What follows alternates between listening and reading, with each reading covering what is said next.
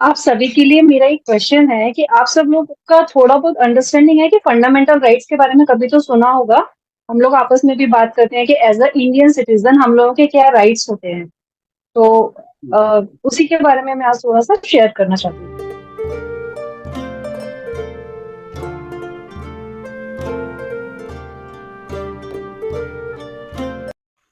तो जो fundamental rights हैं वो जैसे जो इंडियन कॉन्स्टिट्यूशन है, जो भारत का संविधान है, वो डॉक्टर अंबेडकर ने लिखा था। ये सब हम सभी जानते हैं। एंड वो जो स्टार्ट हुआ था, मतलब एक तरह से लागू जब हुआ था, जिसे हम कहते हैं, वो 1950 के बाद में लागू हुआ, जब हमारा इंडिया आजाद हो गया, मतलब फ्रीडम हो गया उसके बाद। तो जो फंडामेंटल राइट्स हैं, इसके लिए हम मैग्ना कार्टा भी कहते हैं। मैग्ना कार्टा का मतलब है एक ऐसा डॉक्यूमेंट जहाँ पे जितने भी जो भी इंडियन सिटीजन है, जो लोग रहते हैं, उसके बारे में जहाँ लिखा गया है, उसे हम मैग्ना कार्टा भी कहते हैं। और जो इंडियन जो कॉन्स्टिट्यूशन है, उसके जो वो आर्टिकल्स में बटा हुआ है, तो आर्टिकल 12 से लेके आर्टिकल 35 के बीच में फंडामेंटल राइट्स के बारे में बताया गया है। तो आज हम इसकी दो चीजों के बारे में बात करेंगे। पहला है कि व्हाट इज फंडामेंटल राइट। दूसरा है कि व्हाई दे आर इम्पोर्टेंट। क्या है फंडामेंटल राइट्स? हैं फंडामेंटल राइट्स जिसे हम कहते हैं सिंपल भाषा में बेसिक राइट्स, जो हमारे जीने के लिए जरूरी हैं, जो मौलिक अधिकार होते हैं हम लोगों के, वो है। इसका होना क्यों जरूरी है वो मैं बता देती हूँ। इसका होना इसलिए जरूरी है कि जो कोई भी इंसान है, जिस तरह से हम लोग अपनी जिंदगी जीते हैं, उसमें जो प्रशासन है, जो स्टेट है, उसका कोई इंटरफेरेंस ना हो हमारी पर्सनल लाइफ में। एक तो उसको प्रोटेक्ट करने के लिए फंडामेंटल राइट्स बहुत जरूरी हैं। दूसरा, किसी भी सिटीजन के या हमारी कंट्री की, दोनों की जो ओवरऑल डेवलपमेंट के लिए भी फंडामेंटल राइट्स का होना बहुत जरूरी है। तीसरा यह है कि जो हमारी गवर्नमेंट है, वो ऑटोक्रेटिक ना हो जाए। ऑटोक्रेटिक का मतलब होता है कि अपने हिसाब से सारे फैसले ना लेने लग जाए। डेमोक्रेटिक जिसे हम कहते हैं, प्रजातंत्र, को मेंटेन करने के लिए भी फंडामेंटल राइट्स की बहुत जरूरत है। ठीक है। तो फंडामेंटल राइट्स पहले क्या था, ये 7 थे। अब एक रिपील कर दिया, मतलब एक हटा दिया गया है, तो अभी टोटल 6 रह गए हैं। तो उसमें हम थोड़ा थोड़ा मैं जल्दी जल्दी बता देती हूँ। जो सबसे पहला, जो मतलब सबसे पहले हम बात करते हैं फंडामेंटल राइट्स में, आता है राइट टू इक्विटी। इक्विटी का मतलब ये है, जैसे हम लोग समझते हैं कि सभी को समान अधिकार मिलना चाहिए। हम लोग आपस में भी बात करते हैं इस बारे में, इसमें कोई ऐसा नहीं है कि सब कुछ कानून का ही है। इक्विटी का मतलब है कि सबको समान अधिकार मिलना चाहिए। लेकिन इसमें एक बहुत इंपॉर्टेंट समझने वाली बात यह है कि जैसे दो लोग हैं, एक है 15 साल का, एक है 25 साल का, तो दोनों के लिए जो लॉज होंगे ना, वो इक्वल नहीं होंगे। वो चीज हमें वहां पे ध्यान में रखनी होगी।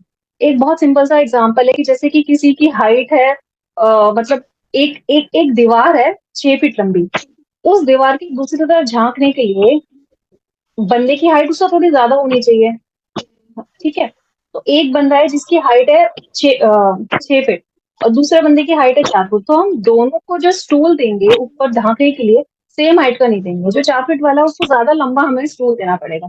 तो इसी तरह से इसमें हमें इक्विटी करने के लिए जो फंडामेंटल राइट है, जो हम लोगों को अधिकार दे रहे हैं, वो अधिकार होगा जो आप जिस सिचुएशन में है, करंट सिचुएशन, उससे आपको इक्वल सिचुएशन में लाने के लिए किसी एक को ज्यादा की जरूरत है, एक को कम की जरूरत है, तो वो हम करेंगे। ठीक है। तो मतलब लॉ जो है वो सभी के लिए बराबर है। लेकिन जो दो अलग अलग लोग हैं, जैसे कि हम लोग, हमारे यहाँ पे डिसेबल्ड पर्सन भी होते हैं, तो उनके लिए राइट्स थोड़े से अलग होते हैं। दूसरा हमारा फंडामेंटल राइट में आता है कि नो डिस्क्रिमिनेशन। कोई डिस्क्रिमिनेशन नहीं कर सकते आप कास्ट के बेस पे, एज के बेस पे, आप कहाँ रहते हैं उसके बेस पे कोई डिस्क्रिमिनेशन नहीं कर सकते। सभी के लिए रूल बराबर है।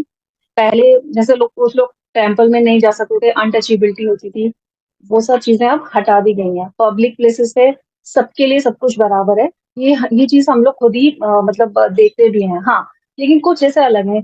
बच्चों के लिए अलग रूल्स हैं, विमेन के लिए अलग रूल्स हैं, इम्पेयर्ड लोगों के लिए अलग रूल्स है। वो सबको एक एक लेवल पे लाने के लिए अलग अलग रूल्स और रेगुलेशंस, एक्ट्स, लॉज बनाए गए हैं, जिससे कि सबको समान अधिकार मिल सके।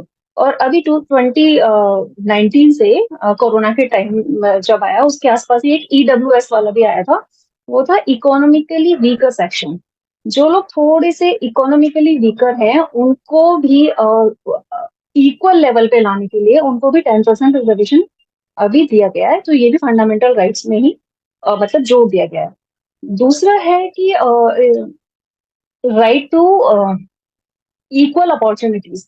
इक्वल इक्वल अपॉर्चुनिटीज का मतलब ये है कि जो जैसे गवर्नमेंट जॉब्स होती हैं, गवर्नमेंट जॉब्स में सबको इक्वल अपॉर्चुनिटी है, वो किसी भी कास्ट का हो, चाहे वो किसी भी जेंडर का हो। आजकल तो थर्ड जेंडर भी उसमें डाल दिया है, तो ये सारी चीजें इसमें ध्यान रखी गई है।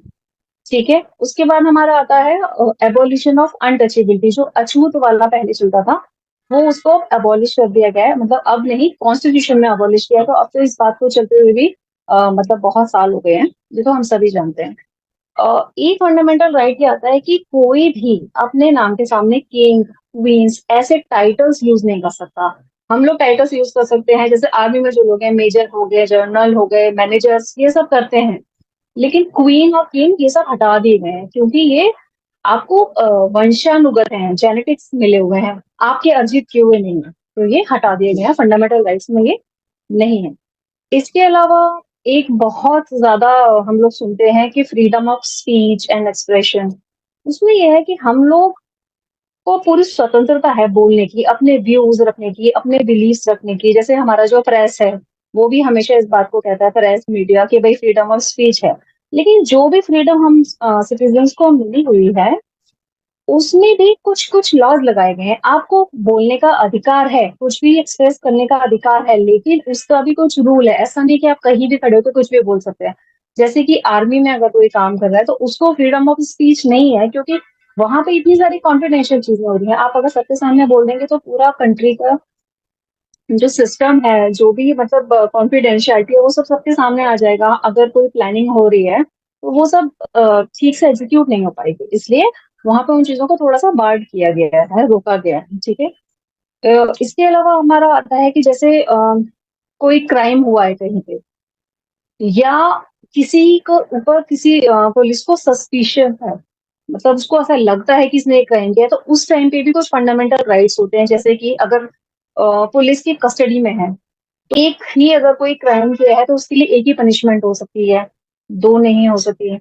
या फिर जो लॉज आज प्रिवेल्ड है, उन्हीं के बेस पे आप पनिशमेंट दे सकते हो, पुराने लॉ के हिसाब से नहीं दे सकते। एक ये बहुत इंपॉर्टेंट है। इसके अलावा एक ये भी है कि जैसे पुलिस आ रही है अरेस्ट करने के लिए, मतलब आ गई है, ऐसा नहीं होता कि वो किसी भी बंदे को बस उठा के ले जाए। उस वक्त भी आप पूछ सकते हो, आपको फंडामेंटल राइट है कि किस ग्राउंड पे आप अरेस्ट कर रहे हो, मतलब क्या है, मतलब क्यों आप अरेस्ट कर रहे हो, बिना पूछे नहीं ले जा सकते। प्लस एक फंडामेंटल राइट ये भी है कि आप बोल सकते हो, मुझे अपने लॉयर से बात करनी है, मुझे लीगल कंसल्टेशन करनी है, मुझे अपने फैमिली को इन्फॉर्म करना है। ये सब चीजें भी हमारा फंडामेंटल राइट्स में आती हैं। फंडामेंटल राइट्स में एक आता है जैसे right to sleep, right to privacy और राइट टू लाइवलीहुड। एक ये है कि हम अपने हिसाब से अपना प्रोफेशन चूज कर सकते हैं, जो मुझे काम करना है, ये मुझे इसकी एक फ्रीडम है। ठीक है। पूरे ऑल ओवर इंडिया में जहां भी मुझे प्रॉपर्टी खरीद के अपना घर बनाना है, मैं रह सकती हूँ। मेरे ऊपर कोई, नॉट मी, मतलब कोई भी सिटीजन, इंडियन सिटीजन, उन सबके लिए ये फ्रीडम है। तो यहाँ पे कोई किसी को बार्ड नहीं किया गया है। ठीक है। इसके अलावा जो प्रोहिबिशन है, जैसे कि ह्यूमन ट्रैफिकिंग के बारे में आप लोगों ने सुना होगा, या जो फॉर्स लेवल है, पहले हुआ करती थी फॉर्स लेवल। फॉर्स लेवल का मतलब है कि जबरदस्ती किसी से कोई काम करवाना, तो वो अभी हमने मतलब कॉन्स्टिट्यूशन में प्रोहिबिट कर दिया है, तो वो नहीं करवाया जा सकता। एक चाइल्ड लेबर है, चाइल्ड लेबर भी नहीं करवाई जा सकती। जैसे 14 साल का जो बच्चा है, उसको आप किसी भी मुसीबत हो तो भी आप उसको काम पे नहीं लगा सकते, ये बिल्कुल इलीगल है। उसको काम पे नहीं लगाया जा सकता। तो ये बड़े लोगों के लिए है। ये बहुत इंपॉर्टेंट है। ये हम जैसे फैक्ट्रीज में जो काम करते हैं, उसमें भी आप नहीं लगा सकते, वरना पहले ये सब होता था। इसके अलावा एक इम्पॉर्टेंट है फ्रीडम ऑफ सेक्युलरिज्म। सेक्युलरिज्म का मतलब ये होता है कि मैं मेरे हिसाब से किस धर्म को मानना चाहती हूँ, किस धर्म को फॉलो करना चाहती हूँ, किस भगवान की पूजा करना चाहती हूँ, ये सिर्फ मैं डिसाइड करूंगी। कोई मेरे लिए डिसाइड नहीं कर सकता, कोई मुझे फोर्स नहीं कर सकता। ठीक है। और इसके अलावा एक और राइट पहले हुआ करता था, एक राइट हुआ करता था, राइट टू प्रॉपर्टी, जो कि अब हटा दिया गया है। उसको फंडामेंटल राइट से हटा के आपकी कॉन्स्टिट्यूशनल राइट्स में डाल दिया गया है। दूसरा एक माइनॉरिटी और मेजॉरिटी से रिलेटेड भी है फंडामेंटल राइट, जो जो प्रॉपर्टी वाला राइट जो मैंने आपको अभी थोड़ा सा डिस्कस किया, वो क्या है कि वो मेजोरिटी के लिए हटा दिया गया है और माइनॉरिटीज के लिए अभी है। उसका मतलब ये होता है कि जैसे कोई प्रॉपर्टी है, जैसे गवर्नमेंट कोई रोड बना रही है, उसके बीच में आपका खेत या घर आ रहा है, तो उसके लिए पहले क्या होता था, ये इसको हटाने से पहले, कि जब कंपनसेशन, जैसे गवर्नमेंट को हटाना है तो उसके लिए आपको कंपनसेशन दे दिया तो ठीक है, लेकिन कभी कंपनसेशन नहीं दिया तो लोग पहले सीधा सुप्रीम कोर्ट पहुंच जाते थे केस डालने के लिए कि भाई ऐसा ऐसा है, मेरी प्रॉपर्टी है। तो वो हटा दिया गया, क्योंकि अगर वो नहीं हटाएंगे तो इंडिया का जो इंफ्रास्ट्रक्चर डेवलप कर रहे हैं वो तो होगा ही ना, लोग अपनी अपनी प्रॉपर्टीज बना के बैठ जाएंगे इधर उधर, तो इसके लिए उसे हटा दिया गया है। हाँ, लेकिन कंपनसेशन दिया जाता है, वो ऐसा नहीं है कि नहीं दिया जाता। बाकी इसके अलावा एक बहुत इंपॉर्टेंट चीज जो है कि जो रिट्स होती है, रिट्स का मतलब है सीधे सुप्रीम कोर्ट। फंडामेंटल राइट से रिलेटेड अगर कोई केस डालना होता है तो सीधे सुप्रीम कोर्ट जाया जा सकता है या हाई कोर्ट जाया जा सकता है। अभी तक सेशन कोर्ट में मतलब नहीं है, ऐसा नहीं है कि नहीं जाते, लेकिन हाँ पार्लियामेंट इसका भी डिसीजन ले सकता है। और बेसिकली सुप्रीम कोर्ट में डायरेक्टली इन इन वाले फंडामेंटल राइट्स के जो केसेस है उनको डायरेक्टली डील किया जाता है। तो बस आज इतना ही शेयर करूंगी। किसी को कुछ बोलना है, प्लीज और पूछना है तो एक बार मुझे बता सकते हैं। आई नो मेरा बहुत मेरा जल्दी जल्दी क्वेश्चन किया है। था, मेरा थोड़ा जी क्वेश्चन था। क्वेश्चन तो जी। बहुत सारा था। मैं और एक क्वेश्चन है कि अच्छा, आपने बोले पुलिस जब भी चाहे उठा के नहीं लेके जा सकते, हम लोग पूछ सकते हैं कि क्यों, मुझे हाँ बिल्कुल मेरा मेरा क्या गलती? अगर वो बिल्कुल। जवाब नहीं दे तो चलेगा, उठा के लेके चला जाएगा, ऐसा है? या उसको जवाब देना है, वो कोर्ट का जवाब देना ऑर्डर पड़ेगा, दिखाना है तब? जवाब देना। हाँ, जी। वारंट आप मांग सकते हैं ना, वो कहते हैं आपको अरेस्ट करना है तो आप अरेस्ट वारंट दिखाइए, तभी आप हाँ, अरेस्ट दिखा कर बोल, सकते हैं। हम लोग पूछ सकते हैं, लेकिन वो लोग पूछे, वो लोग दिखाएंगे कि नहीं दिखाएंगे, वो उसका मर्जी है। वो या दो हाँ नहीं, डंडा लेकिन मार के देखो ये उठा के हमारा लेके चला राइट है। जाएगा। हाँ, लेकिन बाद में भी हम इस बात की कंप्लेन कर सकते हैं, लेकिन ये फंडामेंटल राइट है, आप पूछ सकते हो और इस बात का कंप्लेन भी कर सकते हो। अच्छा अच्छा अच्छा। अच्छा अच्छा, ठीक ठीक ठीक। और एक एक क्वेश्चन था, वो कि हिंदू मुस्लिम का जो मैरिज है वो ये क्या लीगल है, न कि इसमें हाँ कुछ अभी तो लीगल है। नहीं लीगल नहीं, है अभी ना? स्पेशल मैरिज एक्ट में हो जाती है, हाँ अच्छा अच्छा, वो तो ओके हो ओके, जाता है। Thank you thank you thank you madam, thank you. बहुत कुछ बहुत समझ में आ बढ़िया। गया मुझे। अच्छा लगा। बहुत बढ़िया। बहुत बढ़िया। Thank you thank you. Ma'am एक चीज दोबारा क्लियर कीजिए, जो ये जी प्रॉपर्टी सेलिंग का और परचेज का जो बता रहे हैं ना आप, कि शेड्यूल्ड कास्ट की जो प्रॉपर्टी है उसको दूसरे लोग जो जनरल वाले नहीं खरीद सकते, ऐसा आई डोंट थिंक ऐसा है, क्योंकि प्रॉपर्टी कोई भी किसी को बेच सकता है। हाँ, बेच तो सकते हैं, मतलब वो माइनॉरिटी के केस के लिए बात कर रही थी मैं, वो एक्चुअली फंडामेंटल राइट्स के केस में बात कर रही थी। जैसे जैसे मैंने आपको एग्जांपल दिया कि जैसे मेरी कोई प्रॉपर्टी है, जैसे गांव में तो अभी भी ऐसा होता है ना कि जैसे खेत आ रहा है और वहां से अगर हाईवे निकल रहा है, तो हम्म, अगर वो किसी हिंदू की प्रॉपर्टी है तो उसको गवर्नमेंट बोलेगा कि ठीक है मैं आपको कंपनसेशन दे रहा हूँ, तो वो खेत दे देगा उसको, ठीक है। अगर अगर गवर्नमेंट ये भी बोले कि मैं कंपनसेशन नहीं दे रहा हूँ तो भी हम उसको मना नहीं कर सकते और देना ही पड़ेगा, और हम अब हम सुप्रीम कोर्ट नहीं जा सकते सीधा कि भाई ऐसा कर लिया इसको आप होल्ड करो। लेकिन अगर वो कोई माइनॉरिटी का है हमारी जगह, तो वो सीधा सुप्रीम कोर्ट जा सकता है और वो केस वहां पे होल्ड हो जाएगा, मैं ये बता अच्छा अच्छा।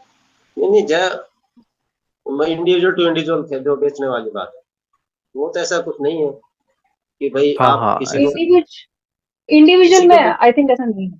हाँ, इंडिविजुअल में ऐसा नहीं, वो तो मैं अपनी मर्जी से सेल कर रही हूँ,